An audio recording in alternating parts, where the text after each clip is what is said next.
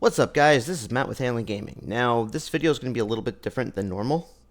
Normally, it's all about video games, and this one's more about cinema with a little bit of video games mixed in. Most people have heard about the split between Sony and Disney with Spider-Man. Sony pulling Spider-Man out of the MCU, and both sides have placed blame on the other. From what I've heard, Sony was getting 95% of box office take home, and Disney was getting 5%, and Disney was getting all of the merchandising. So Disney was like, "Hey Sony, we want 50-50 everything," and Sony's like, "No, we get more money off of the box office sales, and he's our character, so we're keeping it the same." And Disney's like, "No, no, no." And then Sony's like, "All right, well, we're pulling out." So they pulled Spider-Man out of the MCU. It comes at a strange time because the day before they announced that they've split with Disney on Spider-Man, they bought Insomniac Games. Insomniac Games, they made games like Ratchet and Clank, the original Spyro the Dragon series, and more recently they made the Marvel Spider-Man game, which was a PlayStation 4 exclusive. And this game sold over 13 million copies, which is the best-selling superhero game ever, and it was on a single platform. Now, the split with Disney and the purchasing of Insomniac can lead to two things happening. First of all, Sony had the rights to Spider-Man movies. Now, I believe they partnered with Disney to make the game. If they left on bad terms, that might be a bad thing for the Spider-Man games going forward, because with selling 13 million copies and it having such a great story and building up for sequels, you know that they're going to want to do sequels.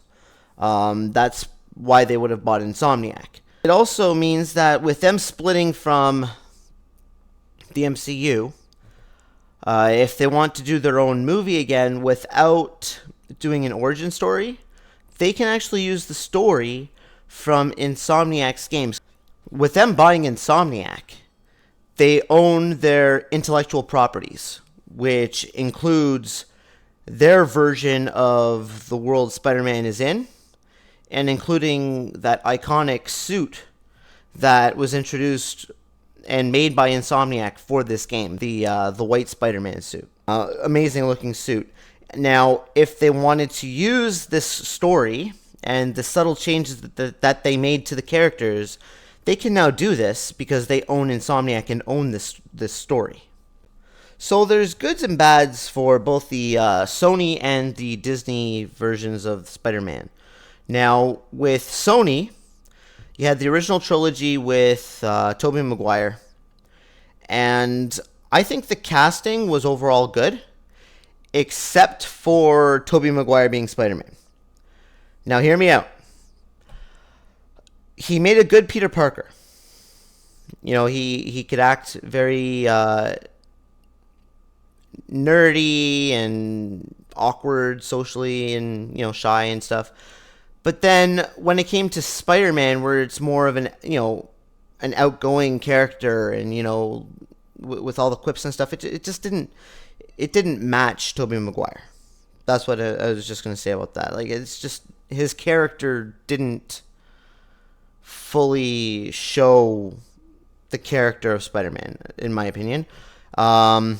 Now, the movies were good, 1 and 2 anyways. The third one sort of fell apart. They were trying to push too much, too many villains, just push it way too fast, too much of a story, all in your face.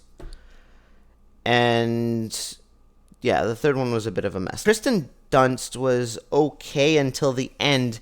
In the third one, it sort of sounded like she was punched in the throat, or she had a really bad cold when she was talking. Like, it was very raspy, and it was like almost like someone was choking her while she was giving her lines, and I didn't like that. It sounded very airy, and I don't know what happened. She got very quiet, and it was kind of weird.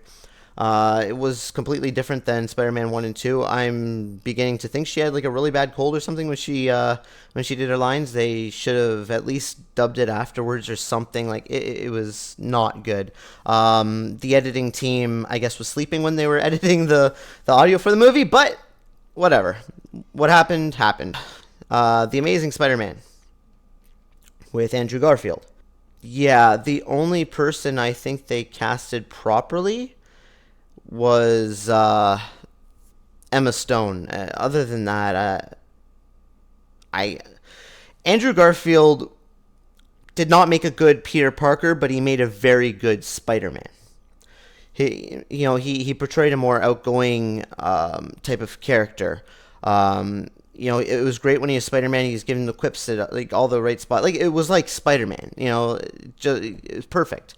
But then he carried that over to Peter Parker. Peter Parker's not like that.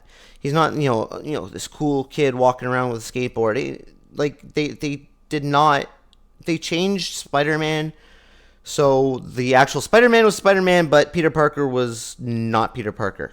If that makes any sense, the way I'm explaining it. Way too outgoing, way too cool acting for Peter Parker's personality. And then with Harry Osborn, what the hell was that? He was like some depressed emo kid. It's like the long hair across his face, like he was in AFI or something. Like it was pretty bad. Disney, on the other hand, they casted Tom Holland. Now, he's younger than both Tobey Maguire and Andrew Garfield, like when they were taking on the roles. He acted socially awkward and stuff. Like, he portrayed a good Peter Parker, a really good Peter Parker, as well as a good Spider-Man. They didn't do the whole origin story where he gets bit, showing how he gets bit. It's just, he's Spider-Man right from the beginning, which I liked. It was shortly after it happened, but we didn't have to sit through like that again. All right, when's he gonna get bit? Okay, now he's Spider-Man. Okay, there was none of that. So for that, I'm grateful. They just went ahead. They're like, you know what? You already know what happened to him. It was an animated series, in movies already. Let's just push it. Spider-Man.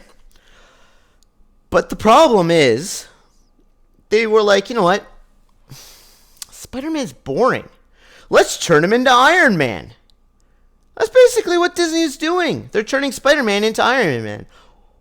Why are they trying to turn Spider-Man into Iron Man? Spider-Man is good enough on his own. He doesn't need to be Iron Man. If I were Sony, I wouldn't be happy with the direction that Disney is taking Spider-Man. They did better casting. I'll say that for Spider-Man only, though. You look at the other characters now. MJ is not Michelle Jones. MJ is not a black chick with curly hair. MJ is Mary Jane Watson. The MJ stands for Mary Jane, for all of you little kids that are confused with the Far From Home and Homecoming. Yeah, MJ is not Michelle. That's not MJ. Disney's just trying to get a little diversity pass point there. Instead of casting a white female redhead to play Mary Jane, like what Mary Jane's supposed to be, they casted some, I don't know if she's black and half black, half Spanish, what she is, I don't know. But she's not white, she's not redhead, she's not Mary Jane. Even the name's different. They're just like, we'll just make her Mary Jane. Oh wait, no. We're gonna make her Michelle Jones. It's different. We're getting those diversity points. And also, Flash Thompson. He's a jock that bullied Peter Parker in high school. He's not some skinny guy that's a DJ. I didn't understand that change either. That was kind of weird. I don't know. Alright guys, that's it for this video. Leave a comment below. What do you think is going to happen with both the Spider-Man games and the reboot that's inevitable with Sony taking back over the movies?